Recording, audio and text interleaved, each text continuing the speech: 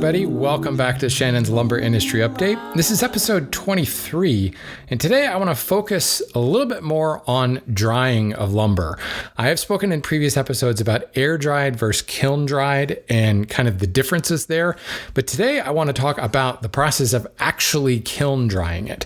I've gotten quite a few questions over the last few months from folks who have started milling their own lumber, whether it be with an Alaskan mill and a chainsaw or bandsaw mills, wood misers, etc.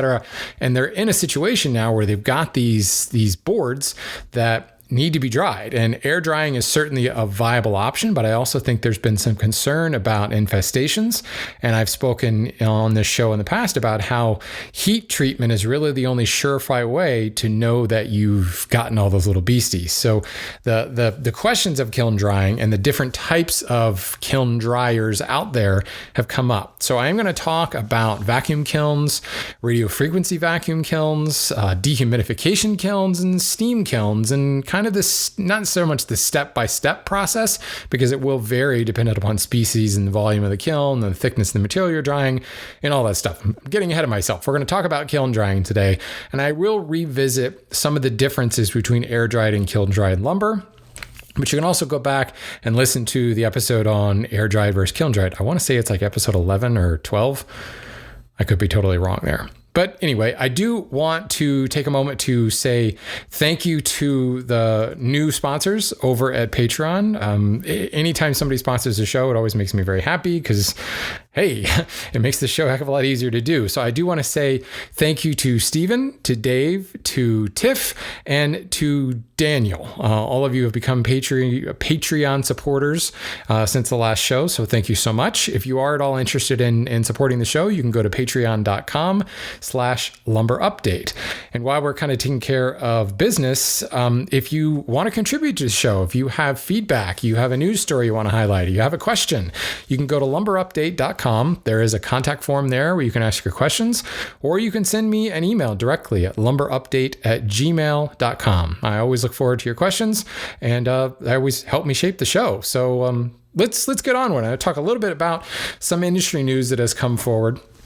I've spoken in the past about that, the Finnish study that said if we were to plant like 1 trillion trees or something like that, a million hectares, now I can't remember, but plant a whole bunch of trees, we could actually reverse the global warming effects. All of the carbon put into the atmosphere since the Industrial Revolution could actually be reversed by planting a whole bunch of trees. Well, the Trillion Trees Initiative was introduced into Congress just recently, and by 2050, the plan is to plant 1 trillion trees, and it's directly in response to this particular study. So what I haven't been able to figure out, and boy, if you ever start digging into how a bill becomes a law, and I don't mean that Schoolhouse Rock's animated guy sitting all sad on the stairs. There's a lot of steps that go into this. As far as I can tell, the Trillion Trees Initiative has been introduced. I don't know if it's been voted into action or where it actually stands. It just says it's been introduced, and there's lots of people getting all excited about it, but it seems like there's still a few hurdles that it needs to overcome.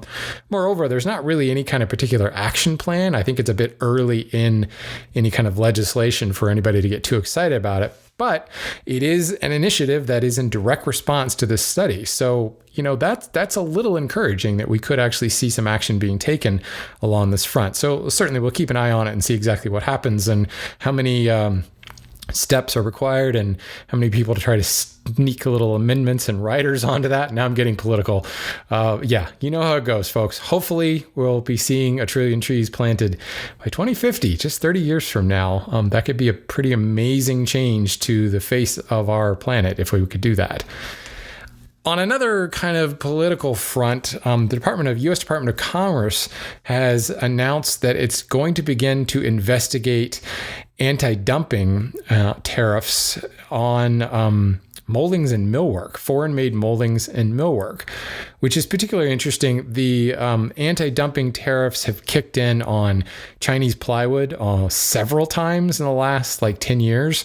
There have been tariffs introduced on Canadian softwoods. Those aren't really anti-dumping, but tariffs have certainly been in the news a lot lately. Anti-dumping specifically is referring to foreign manufacturers that basically just sell it at ridiculously low prices, just dump their product onto the market in order to essentially corner the market by making it so inexpensive.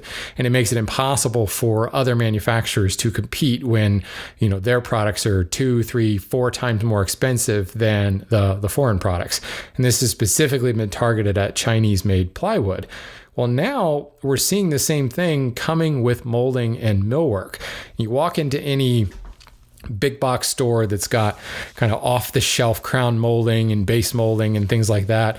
And a lot of times you'll find that it's actually foreign made.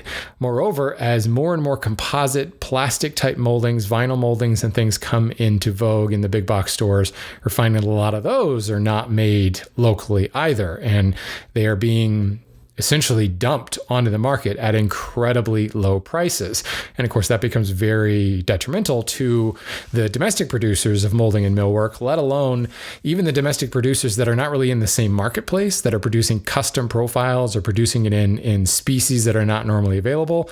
Because you've got this product over here that is so much cheaper, it's forcing these custom makers to try to drop their prices to be competitive. And what's going to end up happening, what has happened, as many millwork shops have just gone under. They just can't compete anymore. We've seen the same thing happen with lumber yards all across the country, who are unable to drop their prices any lower in order to compete, and they just go belly up. So it is particularly interesting. Without getting too political, I'm of two minds of this. It's an open market. The Machiavelli in me is like, hey, survival of the fittest, right? But although I guess survival of the fittest is Darwin, but Machiavelli was along the same lines, very cutthroat and ruthless. It's like, you've got to find a new market. In the marketing world, we call it the blue ocean. Find the patch of water is not filled with blood and sharks. Find that blue ocean, find that new market, and develop that. It's a lot easier said than done, certainly. And when you are a company that's been doing things the same way for hundreds of years, that can be very difficult to pivot and be agile like that. But I'm also of the mother mindset that we have been regulating that a certain amount of work be done in country. When you're importing products, in order to be in compliance with U.S. Lacey Act, higher and higher percentages of work needs to be done before you can import it in. So in other words, we can't import logs. They need to be boards. A percentage of the work needs to be done, aka it's sawn into boards in country. Or you buy that little turning blank of cocoa below and you find that there's a tenon cut on the end of it. And that tenon is that additional work that needs to be done in country so it can be imported legally. We're requiring this. But now we're also coming around in commerce to saying, well, now they're doing the work over there and they're selling it for ridiculously low prices, and we don't want that. We want more U.S. manufacturers to make this stuff. It kind of is talking out of both sides of your mouth, and it gets to be really confusing. Certainly, I'm oversimplifying the issue. From an economic standpoint, there's a heck of a lot more going on there. But I just think it's not a black and white issue, and it's really difficult to come down and say, yes, these tariffs are great because it's going to drive more business to the domestic molding and millwork manufacturers. And I work for a company that does a lot of moldings and millwork, from custom moldings down to, you forgive the expression, run-of-the-mill moldings. But there is a place in the market, I think, for some of that foreign-made stuff. I don't know. I struggle with this a lot because it really can go both ways. The point of this story being, there is more investigation going into this, and you can expect more than likely to see some dramatic changes in that foreign molding and millwork market as tariffs start to get imposed on that. Changing gears, going a totally new direction. I had a couple people emailed me this. There is a research or experiments going on into a new type of pressure treatment. So pressure treated lumber, for the most part, we're talking southern yellow pine, and it's put into a vat of chemicals. Those chemicals have changed over the years to contain less arsenic, to be a little bit more user friendly. They're infused with this material and allows the southern yellow pine to have exterior ratings that last for decades and decades and decades. This new process could offer some pretty big advantages over the traditional pressure treating, where we start with, the lumber in a watertight tank, and those chemicals are forced into the boards through pressure. Well, some guys at the Georgia Institute of Technology have figured out a way to kind of do away with those chemicals and get a little bit more waterproof and thermally insulated product. What they're calling it, well, the process is not a new process. It's called atomic layer deposition. It's already used a lot in microelectronics for computers and cell phones, but now they're looking to essentially, metal plate the fibers of the wood. I'm trying to remember exactly what materials they use. There's various metal oxides. Here we go. Titanium oxide, aluminum oxide, and zinc oxide. And as the lumber is put into the tank, the gaseous form of these metal oxides are pumped in there, and they're infused via capillary action into the wood fibers, and then they deposit on there. And essentially, you take a zinc plated screw at Home Depot. That's meant to be exterior rated because it's zinc plated.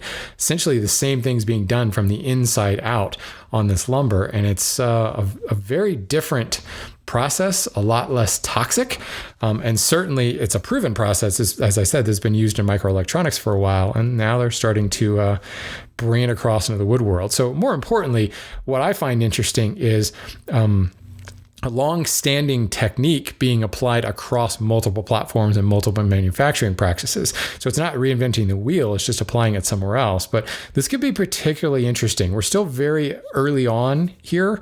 So who knows when we're actually going to see this applied across a greater scale. And certainly long-term testing still needs to be done. But it's kind of a cool new development. Science and wood coming together. I like it. So I do want to jump into kiln drying here and spend some time talking about this. As I said, this was precipitated by several emails. I got an email from Jay, who has been air drying some lumber, and he's starting to see the little sawdust piles from the bugs show up and kind of wondering, well, I guess I'm going to have to kiln dry in order to deal with this. Dan had emailed me. He has been sawing logs into boards, or actually he's got a contact with a wood miser who's coming and sawing the boards for him. And he was asking basically some business advice, which, it's a whole other topic there. But the topic of do I invest in a vacuum kiln? Could that help me kind of speed material to market a little bit faster? I got another email from Jay, was pretty much the same question. I've got these slabs and now I've got to figure out what to do with them. So I wanted to talk about kiln drying, and I wanted to talk specifically about vacuum drying. I'll thank Matt Cremona for this, since he did those slabs in the vacuum kiln, his buddy's vacuum kiln. A lot of people have suddenly discovered vacuum kilns. This technology's been around for a while. I actually wrote an article about it on the McIlvaine blog probably 8 or 9 years ago.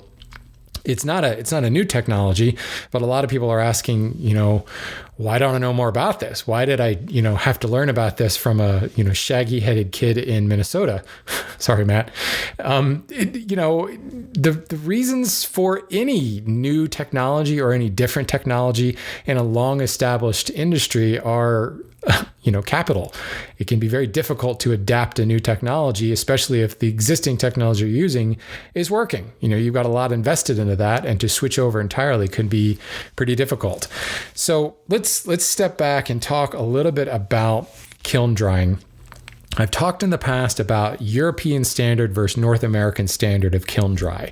Because the European continent has a different climate, it's a wetter climate, European standards say that the wood is dried down to 12 to 15% moisture. In North America, our standard is 6 to 8% moisture content.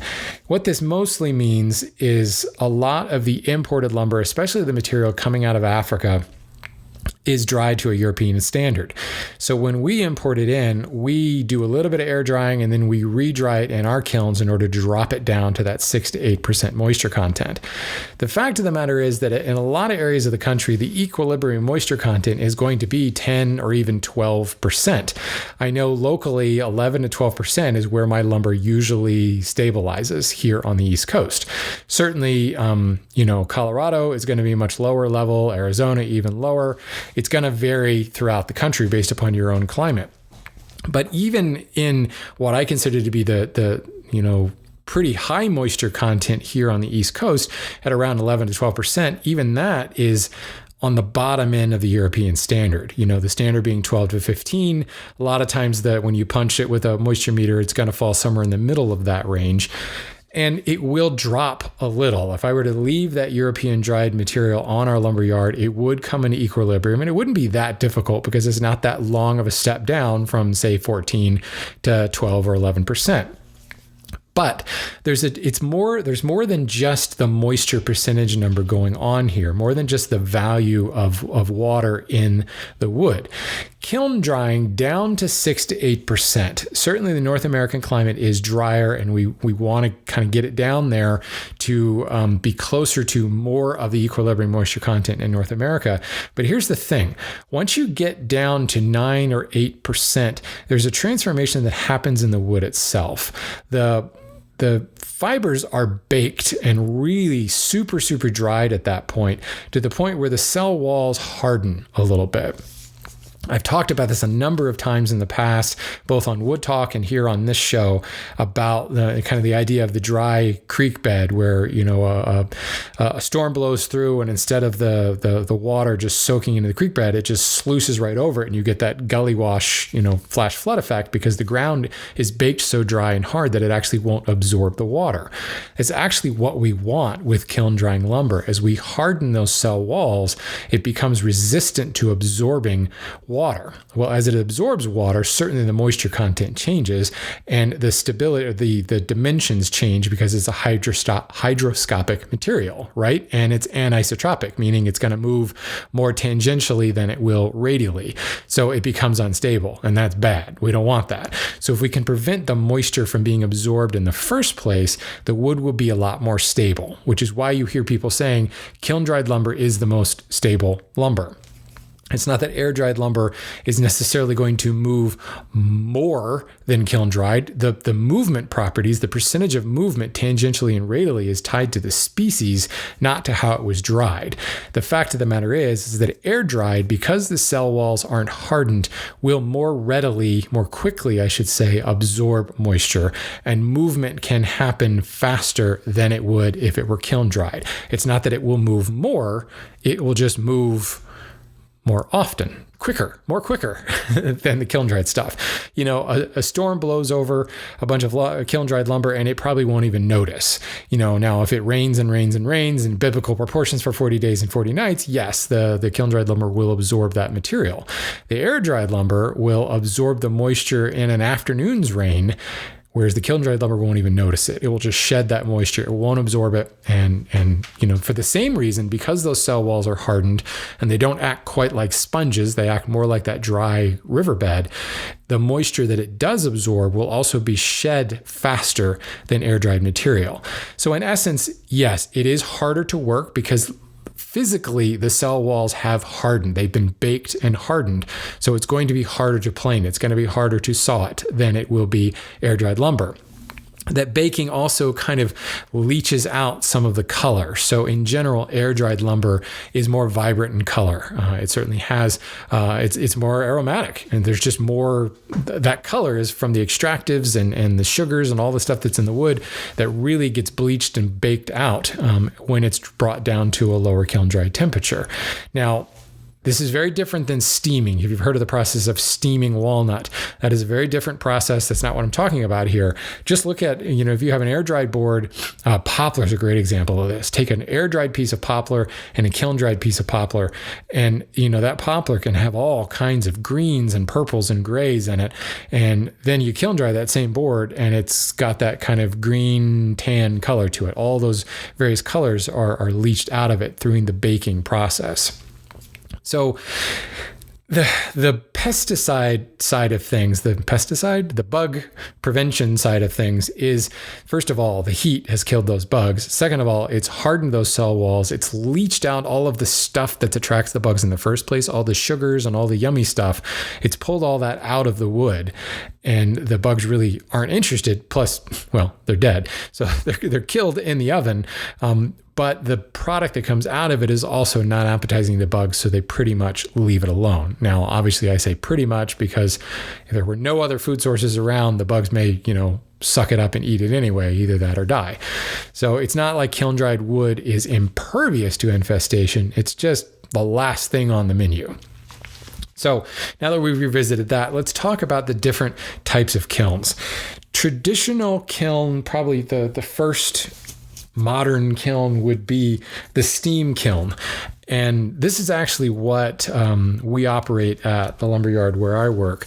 The steam kiln is just a big oven, and you've got a boiler that is heating up water and turning it into steam. The steam is then pumped through pipes in the kiln, and the heat that comes off of that steam is what's raising the temperature in the kiln. The steam can also be injected into the oven in order to raise and lower, in order to raise the moisture content. So it allows you to kind of slowly drop the moisture, and if things start to get a little too low, you can inject more steam in, and that's changing the dry bulb and the wet bulb temperature in the kiln. Kiln schedules are very specific, a certain temperature for a certain amount of time, you're looking for a wet bulb temperature for this amount of time, your dry bulb temperature for this amount of time, based upon the species, based upon the thickness of the wood, based upon the total volume in the kiln. And you're following that recipe, if you will. Schedule is a better word. You do it for this amount of time, then you change the temperature, and then you hold it for this amount of time. Those are very specific from one species to another. The steam kiln is utilizing that steam not only to heat things up, but it's also using it to control the relative humidity in the kiln. So you are essentially, for lack of a better word, kind of boiling out the moisture. As the heat rises, it's boiling out that moisture. And then you're injecting more moisture in order to control how fast the wood is drying. So right away, the outer layers of the wood are going to dry faster because they're on the surface, and they start to dry and they start to shrink and contract, whereas the inside is still moist and gooey like a Twinkie, and it doesn't want to shrink right away. So you inject a little moisture to slow the outer layers from drying while the heat does its job to dry the inner layers, and you start to bring things into equilibrium. But then what happens is the the inner layers start to dry beyond the point of the outer layers because you're injecting the steam, right onto the board. So the outer layers are getting more moisture. It's doing its job and slowing it down, but they're still getting more moisture, and they start to put the inside under tension as the inside is starting to shrink more than the outside because of the extra moisture on the outside of the board. That starts to come into tension, and that's actually case hardening there.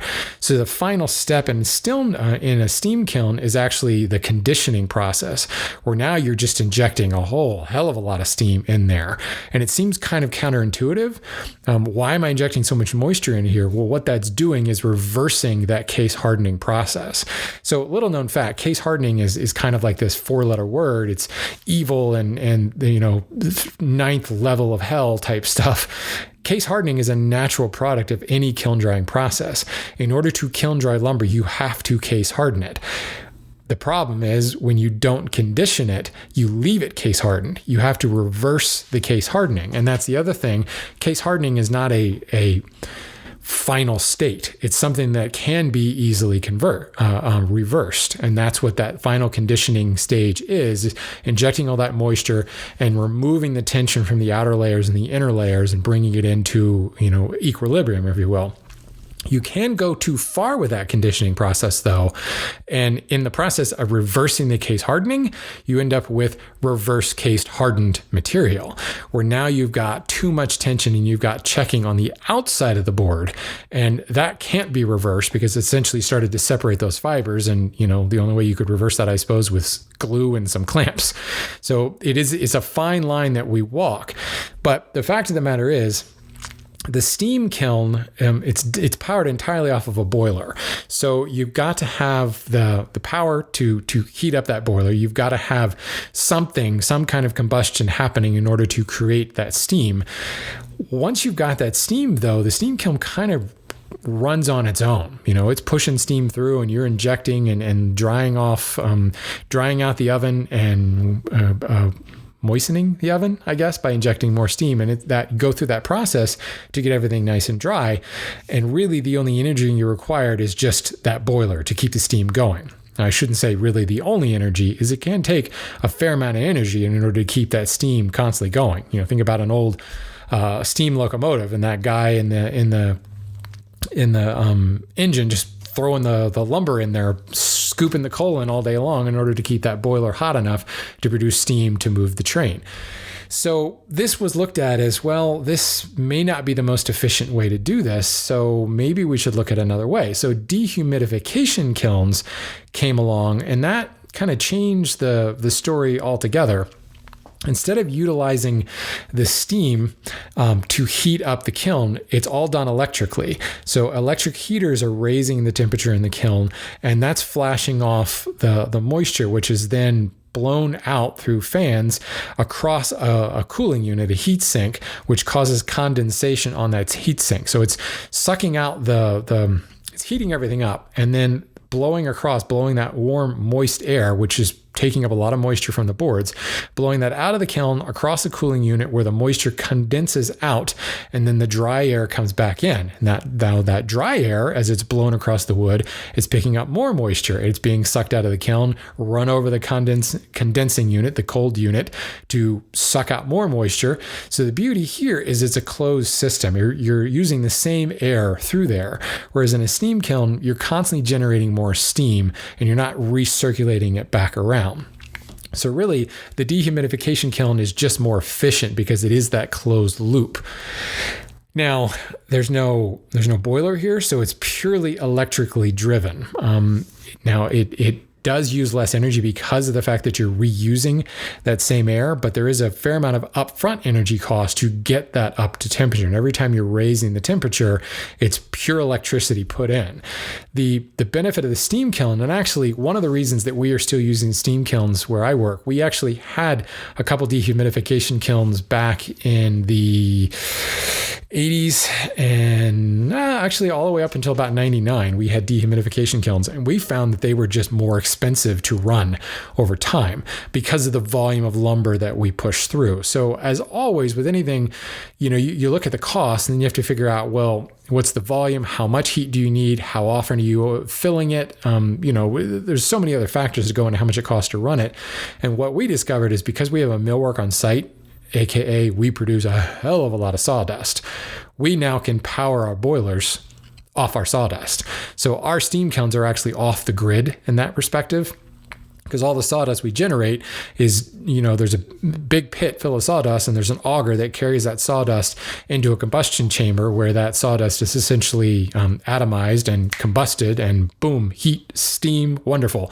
There's no electricity involved at all, and our steam kilns are incredibly efficient. They still require a hell of a lot of energy to do that, but the energy required is produced by the sawdust that we already make. So the waste product we're creating, to the tune of multiple tractor trailer loads full of sawdust, is consumed. In fact, we actually produce more sawdust than we can actually burn in our kilns. So it's a quite efficient system. But if you didn't have that, then you would having to use electricity in order to heat up that boiler to create the steam in the first place. You don't have that combustion element of sawdust. If that's the case, then your dehumidification kiln is much better because of the fact that you're heating up that one time and reusing that same air over and over again. As far as if one dries faster than another, I think you're splitting hairs at that point. They're still producing the same quality of lumber, but it is a very different process to do that. So that brings us to the vacuum or the RF vacuum kilns. These are very different things. I don't remember when they were first introduced on the scene, but it's been multiple decades, probably 30, almost 40 years actually, that they've been around. The problem, well, let's talk about the process first. You remember Sir Edmund Hillary was the first guy up Mount Everest with Tenzing Norgay, his Sherpa. And he had a cup of tea, as every good British explorer does on the summit, and he was particularly chagrined to find out that his tea was ice cold, because at that altitude, the boiling point of water is quite low. So I don't know what it is off the top of my head, but we'll just say it's, 40 degrees Fahrenheit. Correct me if you want. I have no idea what that number is, but it's obviously cold. And for a good British gentleman who wants his nice hot cup of tea on top of Everest, he was very disappointed when he found that it was quite cold. So the atmospheric pressure at that altitude is so low that the boiling point is quite low of water. The same principle is going on here. If we put lumber into an oven space, a kiln space, and we reduce the pressure, we suck the air out and we create a vacuum, we're lowering the boiling point of the moisture, the water that's in that wood. And essentially you lower it so far that water evaporates all on its own. It flashes off, it boils off out of the wood. It comes out of the inner, layers of the wood evenly from, you could have a 6-8 inch thick timber in there, and that water will boil out evenly, and you end up with a uniformly dried material. And it does it at relatively the same rate because of that vacuum. The water's just kind of all boiling out at the same time. And you can do away with a lot of the tensions that develop during drying that causes case hardening, that requires that conditioning process. It's just by lowering that atmospheric pressure, creating that vacuum, that it boils that material off. And you're essentially flushing that out through fans, flushing that moisture out. You're kind of using some of the same processes as a dehumidification kiln, except you're not bringing air back in. You're constantly keeping that pressure low in the chamber. Go one step further and add an RF vacuum kiln. Same thing's going on here where the air is being sucked out, but now we're essentially microwaving it. And if you've ever taken a hot dog or a pork chop or something like that, and you nuke it in the microwave, it gets ridiculously hot in the middle. That's really what's going on here. Now we're speeding up that flashing off of the moisture on the inside by microwaving it, and we're reducing the stresses on the timber even more. So while a regular vacuum kiln is going to somewhat evenly dry material, there certainly will be a bit of a delay, especially the thicker the material is. Those inner creamy, gooey centers are not going to flash off quite as fast.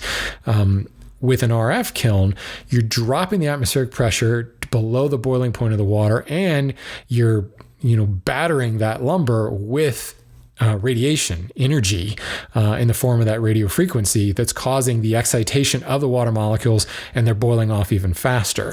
So the RF vacuum kiln is perfect for really big stuff, heavy timbers. If you're a timber framer that wants to have exposed timber beams inside the house, you really need kiln-dried material there. You can't use the same air-dried or even green material that you're using for the actual frame, because they're going to check like crazy in the inside of the house. So you're looking for a much drier product, and it needs to be dried 100% all the way through. You can't have that differential that's going to cause the outer checking and cause case hardening and all that kind of stuff. So using an RF vacuum kiln to uniformly dry 12 by 12s. It's the only way to do it. Any other kiln will dry the outer layers down to like 12%, still leaving that moist inside. And that's generally okay for exterior stuff. But when you bring it into the interior and you subject it to modern climate control, that can be a really bad thing. And you get really, really big checks opening up, which people don't want.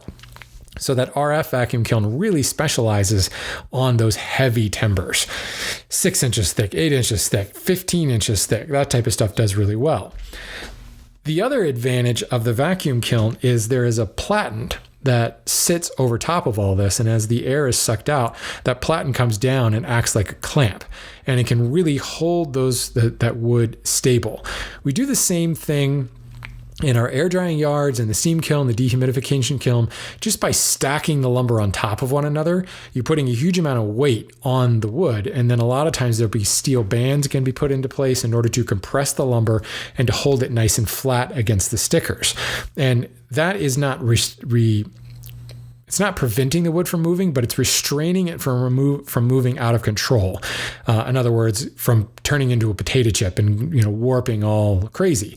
Just like if you were to steam bend the arm of a Windsor chair You bend it around the form, you clamp it in place, and then you set it aside. Or more often than not, you put it in like a light bulb kiln in order to freeze it in that particular shape. As the wood dries in its bent form, it will now hold that form. And the drier you get it, the less spring back you're going to have when you take it out of the clamps and take it off that form. You're drying it to shape. We do the same thing in shaping leather. You moisten it, you wrap it around a form, and you let it dry, and it will hold that shape.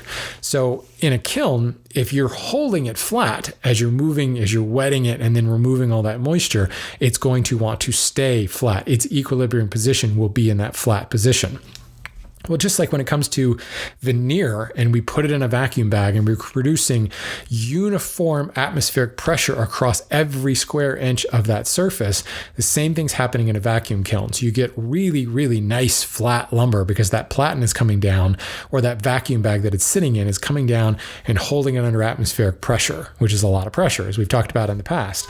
So that can be another benefit. You don't have to have 7,000 board feet of lumber sitting on top of that stack in order to provide that heat. You certainly don't want to put steel bands into a kiln because you can get reaction and sticker staining and all kinds of stuff there. So the vacuum kiln can operate on a much, much smaller volume. Moreover, you want a smaller volume because think about it, a huge steam kiln like I have at my yard, we've got 7 of them that are just enormous, gymnasium size rooms. Think about what it would take to suck the air out of that. NASA's got a room like that where they do that fun experiment where they drop the bowling ball and the feather and they fall at the exact same rate because it's in a vacuum. But it takes, a super long time and an immense amount of energy to pump all the air out of that room. Same thing would happen with a gymnasium-sized steam kiln. It would be cost ineffective and take a long time to pump all the air out of there. But if you've got something that on the largest scale, maybe the size of a shipping container, down to like the size of a hot tub, in some of the what shall I say, consumer model vacuum kilns, it's a lot easier to suck the air out of there. But obviously the volume of material that you put in there is a very different story. So that was the biggest issue with vacuum kilns, is you just can't put very much in there. And there's also a heck of a lot more handling involved. When you're kiln, you can drive a forklift into the kiln. It's super easy to load and unload. But if you're talking about a shipping container or something smaller than a shipping container, you actually have to by hand load it. And that becomes very a lot of energy on the case of caloric energy spent on the workers loading and unloading it. It's much, much slower. So from a high volume yard like where I work, a vacuum kiln just does not make sense. If they made it big enough that we could load it, unload it efficiently, then we would spend so much money just sucking out all the air. So for the most part, vacuum kilns are going to excel on smaller volumes. So for a lot of the folks that are writing me that are, running that Wood-Mizer bandsaw mill, this may be a good solution for you. You just have to, figure out your upfront costs and what your turn rate will be and how much lumber can you actually produce. I think a lot of people tend to overlook the turn rate. Go to a lot of lumber yards, and I've done this actually for a couple of years at one of my local lumber yards. It had a particularly unique piece of rosewood that I just kind of paid attention to, looked for some distinguishing characteristics on it. There were a couple of grade marks on it that made you look at that and go, oh, it's that same board. Going back 5, 6, 10 years, that board is still there. Now, granted, this is an extreme example. It's a very, very expensive, unique piece of rosewood that's not going to move that much. But when you start getting into slab lumber is unique and it might sit on your shelves for a very long time. So the fact that you're able to churn out more material faster might seem like a good thing on face value, but are you actually selling it? Because eventually you're just going to run out of room and you keep producing more material. That's a whole other business issue there. So in keeping with this idea of talking about kilns, those are really, we'll just call them 3 different types. We'll lump the RF vacuum and the vacuum kilns together. Dehumidification kilns and steam kilns, those 3 methods. They're all very legitimate. Some of them, they have pros, they have cons. Really what it comes down to is how much lumber do you need to dry? And what variety of lumber do you need to dry? The vacuum kiln will be more friendly to mixed species and odd shaped species. And what I mean by odd shape, if you're talking about slabs and live edge stuff, when you stick it in a vacuum kiln and that bag, most of them use a bladder like bag, that bag comes down, it squeezes out the air and it conforms to the shape of what you have. So you can hold things flat. In a steam kiln or dehumidification kiln, you can put weight on it to try to keep them flat. But if there's any irregular shapes, that's dead air that just takes more time to heat up. Or it can create vortices where there's more air flowing through that wider spot than there is the narrower spot next to it. So the inner parts of that slab are not getting as much air passed over them because the air is passing to the area of least resistance around the edge where that live edge is, where that wider gap is. So if you come to my yard and you look at a kiln being loaded, it's like a game of Tetris. Everything is packed in there very precisely so that the dead air around the boards is pretty much even throughout the entire kiln. So you get an even flow of air through it. Hard to do that when you've got a bunch of weird shaped things. It's also hard to manage multiple species. You could put kind of like species together, but you may not have that option if you're a smaller operation where you're sawing, walnut one day, oak the next day, cherry the next day, to tamarind and catalpa the next day. They're all going to have dramatically different properties, dramatically different kiln drying schedules. You try to put those in the same kiln together, you're going to have real problems. You put your pizza bagels in at 350 degrees and your French bread pizza at 475 degrees, something's going to go wrong there, right? Let's be honest. It's not like it's fine dining. Just set it all at 450 and walk away for 20 minutes and come back. Doesn't work that way with lumber, right? You're going to ruin that lumber. You're going to case harden or reverse case harden that material, and it's ruined. It turns into toothpicks. It's completely unusable and certainly unsellable at that point. So a vacuum kiln, because you're dealing with smaller quantities, you may saw up one log of oak and that's enough to fill your kiln. So you don't have to worry about the mixed species thing. Moreover, the odd shape is going to be conformed to by that vacuum bladder and really make things a heck of a lot easier. So the dehumidification kilns can be made in smaller sizes and they become really energy efficient at that point because it's a much smaller space to heat up and it's reusing that air. The steam kilns are really the domains of the large wholesale distribution yards. Those are loaded and unloaded by forklift. They're room sized. They're putting, tens of thousands of board feet in per kiln run.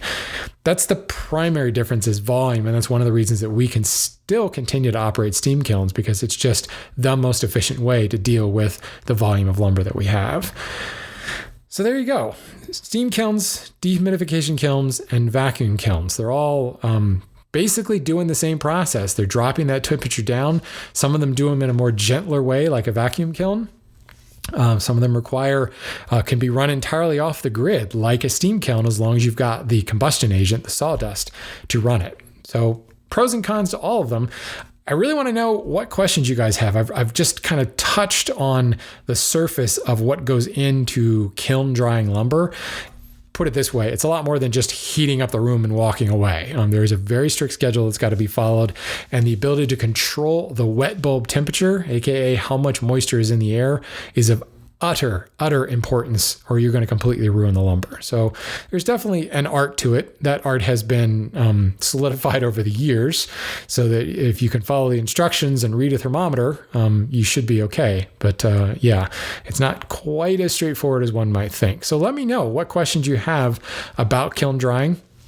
If you have questions about air drying, let me know as well. I'm happy to talk about this a little bit more. It's something that doesn't get talked about much, as it's not a very glamorous part of it, but as more and more of you out there start sawing your own lumber and start thinking about the conditioning of the lumber after the fact, this is going to come up. And as these vacuum kilns become more affordable and sized appropriately, we're going to see more and more of them coming into the market. So again, if you have questions, go to lumberupdate.com. You can fill out the form there, or you can email me at lumberupdate@gmail.com. And finally, if you like the show, you want to support the show, consider becoming a patron of the show. Patreon.com/lumberupdate. I sincerely appreciate your support. That's all from me, folks. Go buy some lumber.